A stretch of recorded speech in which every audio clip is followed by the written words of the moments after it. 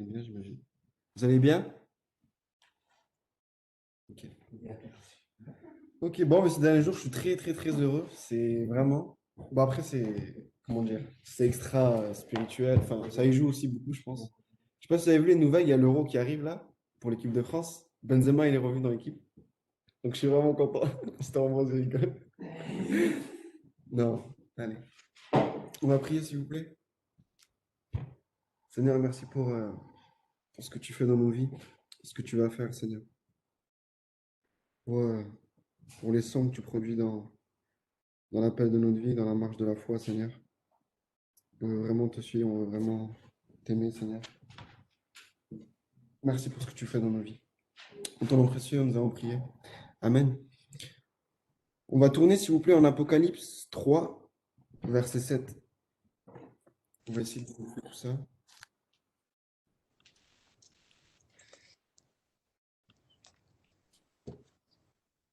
Apocalypse 3, verset 7. Ah, mais vous êtes chiants, les chiens. Il y a, il y a un micro qui est allumé, je ne sais pas qui c'est. Je ne sais pas qui c'est. Si vous pouvez l'éteindre, s'il vous plaît. Donc souvent, on va essayer dans la marche de la foi, il y a un son auquel il est impossible pour nous de nous y habituer. Ça arrive parfois brutalement, parfois par surprise. Ce son est inaudible, mais il est très puissant. Dans nos vies, on peut tous en témoigner, tous en tant que nous sommes. On peut tous dire que ça nous est arrivé. On peut encore le décrire. Et ce son, en fait, c'est le son lorsque Dieu nous ferme une porte, nous ferme une opportunité, nous met des bâtons dans les roues, entre guillemets. Et on va essayer de découvrir pourquoi Dieu nous ferme des portes. Et bien évidemment, on va essayer de voir aussi pourquoi il en ouvre.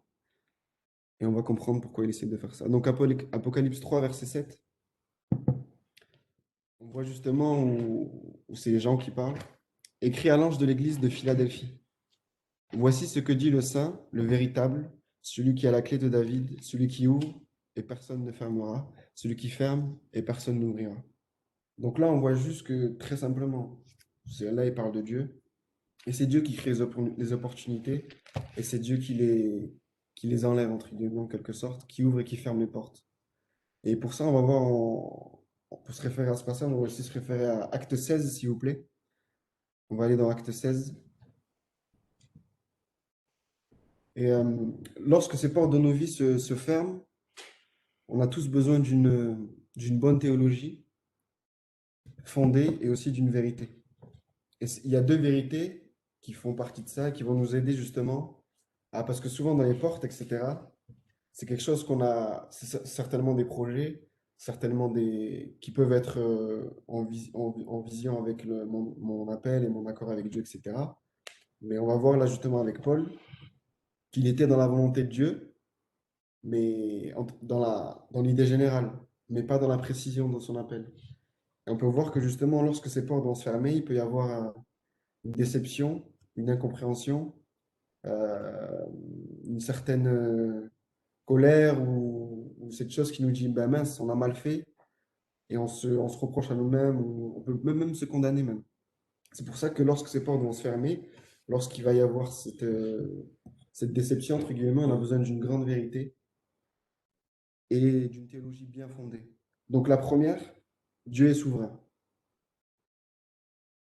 Dieu est souverain. En Daniel 4, 35, il est dit que c'est Dieu qui fait et personne n'aura le pouvoir de dire qu'est-ce que tu fais. C'est Dieu qui fait. Donc Dieu est souverain. La deuxième vérité, c'est pour nos vies personnelles. Le plan de Dieu est profond et aussi en même temps très mystérieux pour nos vies. Donc premier point, il est souverain et le plan de Dieu est profond et en même temps très mystérieux. Et on va voir ça en acte 16. Et j'étudie ça aujourd'hui, je me suis dit, mais c'est incroyable, j'avais jamais fait attention en tout cas, c'est incroyable comment Dieu est sage dans tout ce qu'il fait. C'est incroyable. Et on va commencer en acte 16, verset 1. Donc là, Paul, en fait, il a déjà fait son premier voyage missionnaire. Il cherche une équipe, du coup. Et juste avant, il va voir Barnabas et il dit, ouais, retournons voir les frères dans toutes les villes où nous avons annoncé la parole du Seigneur pour voir en quel état ils sont. Donc là, il a évangélisé un peu partout. Voilà, il a Sulaki, etc. Et il dit à Barnabas, viens, on refait une équipe et on va voir ce qu'il en est, dans quel état ils sont. Ça, c'est en acte 15, verset 36, juste au-dessus. Et finalement, lui, il va partir avec Silas. Parce que Barnabas voulait partir avec Marc, mais bref, il y a eu quelques discordes. Donc, juste en acte 16, verset 1. Il s'est rendu ensuite à Derbe et à Lystre. Et voici, il y avait là un disciple nommé Timothée, fils d'une femme juive, fidèle d'un père grec. Les frères de Lystre et d'Icône rendaient de lui un bon témoignage. Paul voulut l'emmener avec lui, et l'ayant pris, il le circoncit à cause des Juifs qui étaient dans ces lieux-là, car tous savaient que son père était grec. En passant par les villes, il recommandait aux frères d'observer les décisions des apôtres et des anciens de Jérusalem. Les églises se fortifiaient dans la foi et augmentaient en nombre de jour en jour. Donc là, nickel, tout va bien. La porte est ouverte, on prend. Timothée arrive, Timothée est sur le chemin de Paul. Paul discerne, il est sage, il voit que cet homme-là a un appel pastoral et qu'il peut faire quelque chose avec. Il le prend, la porte est ouverte, il lui accepte, c'est bon. Et là, c'est justement, on se réjouit quand une porte est ouverte et que justement on s'accorde, on s'harmonise avec Dieu et que cette porte est ouverte et on crie yes, gloire à Dieu, louange à Dieu. Et ainsi que du bonus. Et Ouais, on c'est est parfait. 5, les églises se Ouais. fortifiaient dans la foi et augmentaient en nombre de jour en jour. C'est ça qu'on veut. C'est ça qu'on veut. Même pour un missionnaire, c'est le rêve. Y a pas mieux, j'imagine. Mais là, on va voir au verset 6. Ayant été empêchés par le Saint-Esprit d'annoncer la parole dans l'Asie, ils traversèrent la Phrygie et le pays de Galatie. Et moi, ça m'a surpris. Étant empêchés par le Saint-Esprit d'annoncer la parole. Donc, littéralement, vous êtes d'accord avec moi que Dieu veut que tous les hommes soient sauvés et que d'annoncer sa parole et son évangile, c'est la volonté de Dieu. C'est ce que Dieu veut pour nos vies. Et Dieu veut qu'on aime les gens et l'amour passe forcément par le ministère de Christ et en annonçant. Mais là, étant empêché par le Saint-Esprit. Donc là, Paul, il pouvait se dire, bah, qu'est-ce que je fais? Je rentre chez moi? C'est littéralement le Saint-Esprit qui m'empêche d'en parler. Ou est-ce que justement, il avait une bonne fondation et il savait que Dieu était souverain, pardon, et que, pardon, et que le plan de Dieu était profond pour lui. Mais la porte s'est fermée et Dieu est en contrôle. Verset 7. Arrivé près de la Mysie, ils se disposaient à entrer en Bithynie, mais l'Esprit de Jésus ne leur permit pas. Boum! Une autre porte qui se ferme. L'Esprit de Jésus, donc le Saint-Esprit, comme on voit en Jean 14, c'est Jésus qui le promet, ne leur permit pas. Donc là, deuxième porte fermée. Et il comprend pas. Juste avant, il découvre Timothée, donc il est dans le voyage, Luc rejoint l'équipe. Et là, il arrive, et bim, encore une fois, une autre porte qui se ferme. Encore et encore, encore une fois. Et là, on va voir justement au verset 8, pardon. Donc là, pareil, Paul on voit en aucun cas Paul qui remet en question son ministère et son voyage et ses décisions. Il ne demande pas au Seigneur pourquoi cette porte se ferme, pourquoi cette porte se ferme, pourquoi cette porte se ferme, pourquoi cette porte se ferme. Il continue ce qu'il y a dans son cœur et ce qui a été mis en lui, dans son ministère. Verset 8, ils franchirent alors la Mysie et descendirent à Troas. Verset 9, pendant la nuit, Paul eut une vision. Un Macédonien lui apparut en lui et fit cette prière. Passe en Macédoine, secours-nous. Donc là, il se dit, Amen, gloire à Dieu, porte ouverte. Porte ouverte. Et c'est là où je m'harmonise avec Dieu et je rejoins. Et verset 10, qui est très intéressant. Après cette vision de Paul, nous cherchâmes aussitôt à nous rendre en Macédoine, concluant que le Seigneur nous appelait à y annoncer la bonne nouvelle. Aussitôt. On ne cherche pas à comprendre, on fonce dedans.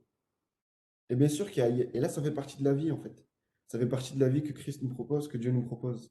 On cherche en tâtonnant, et des portes s'ouvrent et se ferment. Et pour comprendre ça, et ce qui est très intéressant aussi, c'est que les portes qui s'ouvrent lorsqu'on les emprunte ne sont pas forcément sans encombre, sans difficulté. Parce que juste après, ils sont arrivés en Macédoine, et c'est là où ils vont être battus de verge, et c'est là qu'ils vont aller en prison. Vous savez, lorsque les prisons ensuite, enfin, Dieu va faire trembler la prison, et que Paul et Silas, ils chantaient dans la prison des louanges, etc., ils dansaient, et que la prison va trembler, ils vont sortir et ils vont être secourus. Mais même là, on voit que même lorsqu'ils ils ont fait la volonté de Dieu avec précision et qu'ils y sont allés, tout était nickel. Dieu a dit, OK, allez-y, c'est ouvert. Ils ont emprunté cette porte, et ce n'était pas sans encombre et ce n'était pas sans difficulté. C'est ça le point, en fait. Et c'est à ça que Dieu nous appelle. Dieu nous appelle à emprunter ces portes qu'il ouvre. Et en plus, dans ces portes qu'il ouvre, c'est un ministère, c'est une horizon qui s'ouvre. Est-ce que vous dépendez de moi du début à la fin? C'est pas il ouvre la porte et il vous jette et il referme la porte et il vous dit débrouillez-vous. Non, non. Dieu, c'est une vie. Et justement, j'avais lu une histoire. En fait, c'est un ancien marine qui fait partie d'un ministère dans le Colorado. Et en fait, dans le Colorado, ils s'appellent les navigateurs. Et les navigateurs, quand ils sont pas en mission commando ou en mission marine, ils sont free. Et en fait, c'est chrétien. Ils ont un ministère où ils font des voyages missionnaires, en fait, partout dans le monde. Et il y avait un homme avec son épouse qui avait trois enfants. Et lui, il était en vacances, justement. Et du coup, en fait, la ville où il était, ça ne lui plaisait plus trop, etc. Donc il s'est dit, OK, je vais changer de métier, chercher du travail, mais il était toujours dans ce ministère des fameux navigateurs. Et toutes les portes se fermaient. Il ne trouvait pas de travail, du coup, il ne pouvait pas déménager, toutes les portes se fermaient, à tout moment. Ça se fermait, ça se fermait, ça se fermait, il ne comprenait pas pourquoi. Et quelques mois plus tard, il y a une conférence de ces fameux navigateurs dans le ministère, une conférence comme on fait nous, annuelle, etc. Donc ils se regroupent entre navigateurs. Et donc l'orateur, pendant une semaine, il prêche comme nous, hein, pareil. Et à la fin de semaine, il va voir l'homme, justement. Parce que l'homme, en fait, du coup, il a laissé ses enfants à une babysitter. Et pendant une semaine, ils sont partis à la conférence avec son épouse. Et à la fin de la semaine, du coup, à la fin de la conférence, il allait voir le pasteur et il lui explique tout ce qui se passe, tu vois. Et, euh, et là, le pasteur, il discute de tout et de rien. Et là, il lui parle, il lui dit, là, on a pour projet comme vision le Uganda. Est-ce que tu voudrais aller au Uganda? Et l'homme, il le regarde, il dit, mais je sais même pas où c'est l'Ouganda, je sais même pas que ça existe, ce pays. Et du coup, bah, le pasteur essaie de négocier, etc. Et à la fin, il en arrive avec son épouse à en conclure que, OK, on va prier pour ça. Mais j'ai trois enfants en bas âge. Franchement, je sais pas où c'est l'Ouganda, je sais pas ce qu'il faut faire. Enfin, OK, mais on prie pour ça. Donc quelques mois passèrent, il prie pour ça, etc. Et, euh, et toujours pareil, les portes se ferment, rien n'arrive. Et d'un coup, voilà, Dieu a répondu. Et ils ont été. Une paix immense arrive dans leur cœur. Ils sont convaincus d'aller au Uganda. Amen. Gloire à Dieu. La porte s'ouvre, ils y vont. Et en fait, ils font une escale en fait au Kenya, à Nairobi. Et à Nairobi, là, du coup, l'homme avec ses trois enfants en bas âge, il est avec son épouse, il loue une voiture, une Land Rover. Bon, petit détail pour les connaisseurs en voiture. Et il est au Kenya, à Nairobi. Et en fait, dans les petits villages, il fait de village en village, il cherche un hôtel. Il devait rester une nuit dans l'hôtel. Une seule nuit. Ensuite, il avait sa correspondance le lendemain pour pouvoir aller au Uganda. Et dans les villages qui passent en voiture, dans son cœur, il dit, mais c'est pas possible. Il dit, Dieu, est-ce que tu es vraiment dans ce pays? Est-ce que tu veux vraiment que je fasse ça avec mes enfants, etc. Il voyait des enfants avec des armes semi-automatiques. Il voyait, enfin, pour lui, même les enfants étaient plus hommes que lui, quoi. Il était vraiment choqué. Il comprenait pas ce qui se passait. Et il cherchait un hôtel introuvable. Donc il était arrivé le matin et la nuit arrive. Et il fait de village en village, toujours rien. Et d'un coup, il rentre dans un village. Et il y a, vous savez, la lumière qui est écrit motel. Ça clignote, le truc qui marche même pas à peine. Il écrit hôtel et tout. Donc il fait, bon, on a trouvé un hôtel, on y va, il se gare, etc. Il s'arrête dans la voiture. Du coup, il éteint le moteur, il regarde sa femme, il regarde ses enfants. Et larmes aux yeux. Donc il continue. Parce il sent l'embrouille, quoi. Euh, il rencontre l'homme de l'hôtel. Donc il prend une chambre, etc. Il y va en premier, il ouvre la porte de la chambre. Il voit deux pièces. Donc une pièce où, style toilette, douche, etc. Et il voit que deux lits. Et là, il se dit, ouais, mais on est cinq, j'ai trois enfants en bas âge et j'ai ma femme et moi. Et il voit deux lits. Il fait, oh, là, il est désespéré. Donc il se met dans la pièce d'à côté, les enfants préparent les affaires, etc. Il se met à genoux et littéralement il pleure, quoi. Il dit, mais Seigneur, est-ce que tu es vraiment là? Est-ce que vraiment tu m'as laissé cette porte ouverte? J'ai dit oui, mais pour moi, c'est pas possible. J'ai trois enfants en bas âge, je comprends pas ce que tu essayes de faire, ce que tu fais. J'y arrive pas. Mais du moins que ta volonté soit faite. dans ce que je vis là. Je veux faire ta volonté, je veux faire ce qui est bon pour ma vie, et je pense que c'est ta volonté qui est bon pour ma vie.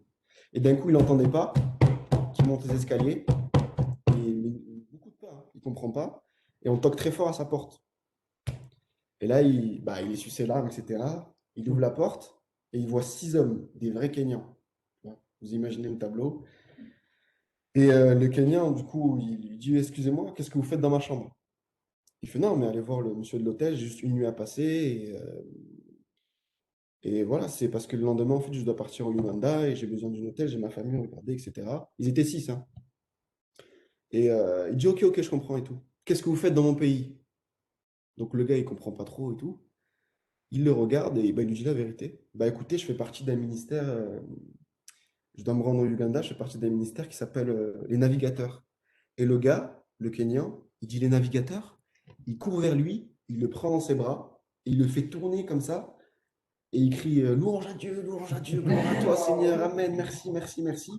Le gars, il comprend rien à rien, il le relâche du coup, et il dit tu fais vraiment partie des navigateurs, ça fait 2 ans que je prie pour que ce ministère des navigateurs envoie un homme ici pour implanter des églises et former des gens.